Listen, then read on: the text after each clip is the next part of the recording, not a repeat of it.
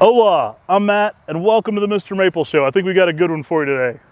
I'm Tim. Make sure to like this video, subscribe to our YouTube channel, sign up for our weekly emails. We got a cool plant we're talking about today. Cool plants become available through our 10 at 10 emails, so make sure you sign up for them. Hey, someone asked me recently in the comment section of one of our videos, do Acer japonicums hybridize with Acer palmatums? So today's topic is Acer japonicum X Gossamer. This is a cool introduction by our friend Billy Schwartz. He found this at Dick Wolf's old nursery in Lima, Pennsylvania, underneath a really large Japanese maple, an Acer japonicum, that was labeled Acer japonicum aconitifolium. Now that aconitifolium is not the aconitifolium, the Meikujaku that you're familiar with. This is one that has a little bit larger leaf, almost like a vitifolium, with slight incisions on it. Yeah, it looks very different to that. Now he found that as a seedling underneath there. Billy says this is a hybrid between Acer palmatum, lace leaf, and Acer japonicum. So it gets that influence of having that stringier growth from the Acer palmatum lace leaf. Now, can that actually happen? I don't know. Sue Weigriff did some really interesting work. Shout out to Sue Weigriff, really instrumental lady in the Maple Society when we were first getting involved. And she did some hybridization work, and she determined that there was a natural barrier between Acer palmatum and Acer japonicum, making them hard to hybridize. Now, I did see a very unique Acer japonicum X palmatum at Westonbirt Arboretum. I've since asked people about it, and nobody seems to know about this plant, although I have pictures of it there in the garden.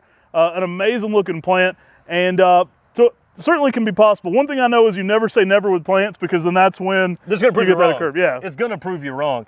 And Gossamer is one of those plants, like if you didn't know any better, you just looked at this, you would think it was a Fairy Hair X Green Cascade, because it's got that lace leaf japonicum, but super stringy, very unique, and very different. So the inside baseball, the real geeky question would be then, is this a genetic mutation like Fairy Hair is that occurs so often, or is this a hybrid occurring between japonicum and palmatum? So I don't know the answer to that, but it makes for a really cool tree that has that almost Fairy Hair-like funky growth going on top of some amazing Acer japonicum growth. This tree leaves out in the early spring a really bright chartreuse, almost glowing green to it. And then the fall color is excellent. It's got like reds, yellows, oranges. I've had it just be like a different color the whole way through it. If you want a Japanese maple that's outside the box, Gossamer is definitely one of the ones that's outside the box. I mean, the leaf shape's so unique, the habit's so unique. It's kind of an upright, kind of mounding shape. Right. I mean, it just makes a nice little globe shape, but not necessarily weeping. Yeah, think of this one as far as height as something kind of like Tattoo. It's very, very compact. These are actually really good size 1 gallons. It's a true dwarf. These are 2-year 1 gallons. Yeah, these are 2-year 1 gallons, grafted on very vigorous, good understocks to get this size. Think of this like Tattoo in its growth rate, typically something like 3 to 4 feet, even in 10 to 15 years. So a very, very compact habit. Tends to be very multi-stemmed, making it an excellent candidate for container gardening, but it's a very small, dense plant with a very unique habit to it.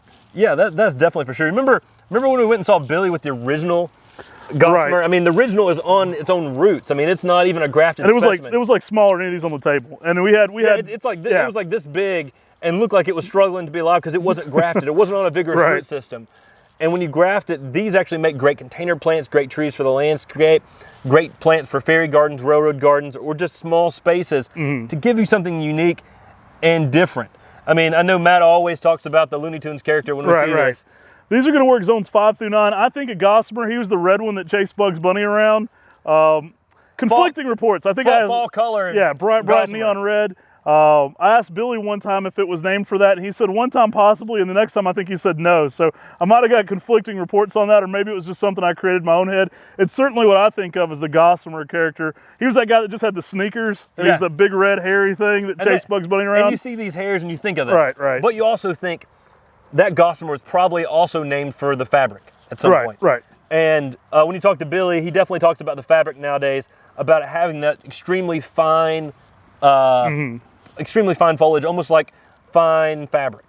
And definitely something that's really unique, really different, and something that just has that tight, congested growth on it. Right. With that twisting habit. I mean, it is very unique. There's not anything else like it. If you like these weirdos like this, let us know in the comment section below, because we've got a huge assortment of Japanese maples here, and we can always find some weirdos in the crowd, right? Right, Matt? we did Japanese Maple Weirdos Part 1 through 3, I think. That was a series we did that was pretty popular back in February. We haven't done too many of them in leaf, but this will be a perfect candidate for Weirdos Part 4. Really fun plants, though, very unique. Definitely check out our Red Maple Nurseries Part 1 and 2 video we did, too. Those are kind of deep dives into that. Billy was Dick Wolf's apprentice, and so you'll see this one often listed as a Red Maple Nurseries introduction. It was found there at Red Maple Nurseries by Billy. And just a really unique plant, though. I mean, it's one that looks kind of like nothing else in the trade. I mean, it looks very different. It's amazing. I love this plant because it is just so unique. The foliage just draws you in. It looks like something's alive. It looks like a little miniature gossamer, right. like you talked about. And this plant, it just stands out from the crowd. I mean, you put this next to any other Japanese maple, it's going to be very unique and very different. And it is a slow grower, so it fits in those small spaces. It kind of fits in, you know, not at all shape-wise to the Macala category, but it's kind of like those that it's so dense, it's a hard one to graft. So it takes it a while to get it available. It takes a lot of sign wood to create a few plants, and it's something we're always working on making the ones we really like available here at Mr. Maple. So it's been a little while since we've had Acer japonicum gossamer on our website, but we want to get this one back for you. It's a fan favorite. It tends to sell out pretty quickly. So it'll be probably coming to a 10 at 10 near you possibly when you're seeing this video. If you've grown gossamer in your garden, what do you think? Do you think it's a dissectum ex japonicum? Do you think that it's just a chance hybrid? Put your thoughts in the comment section. Yeah. Get involved in the conversation, because this is a cool plant. Either way, this is something that is starkly different. And the reason I like it is because it does that. I mean, it is that plant that will stand out from everything else that you've got. Now this is going to work zones 5 through 9. I definitely recommend some late day shade on this one, so you don't want to put it in full sun exposures.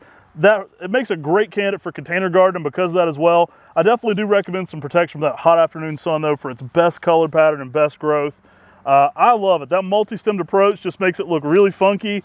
All the new growth kind of almost looks fairy hair, contorted, twisting. And being a japonicum, you get great fall color on top of all that. Right. I mean, it's got everything you're looking for in something that's unique for your landscape and garden. And this is a plant that's a rock star. Yeah. And it's one that you should definitely put in your garden. I think it's one that was popular and it's kind of disappeared a little bit too, so I don't expect these to last long. It's one that's kind of, I would say even 15 years ago, it was one you saw a little bit more frequently in the trade than you do now. Yeah, when this thing was just first coming out, people were paying $2,500 for a 3 gallon. Oh my gosh, yeah. Sashi spent a lot, I remember, on one.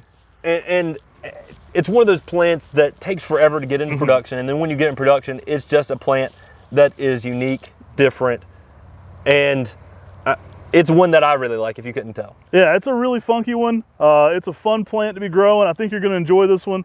Definitely sign up for our weekly emails on MrMaple.com so you can be notified when weird plants like this are listing. Typically, we're going to be adding stuff like this during our 10 at 10s if they're in bigger sets, so definitely sign up to get notified. We now have a landing page for the sign-ups. Yeah, it's MrMaple.com/pages/sign up. And if you go there, or you can just go to MrMaple.com and click on the menu item at the top that says sign up for weekly email. You can do that and sign up for our weekly emails directly on MrMaple.com without the pop-up. I know some people have been asking about that. We've been working to try to figure it out. We finally got it figured out. Hey, thanks so much for watching our video today. Take care. God bless. And have a great day.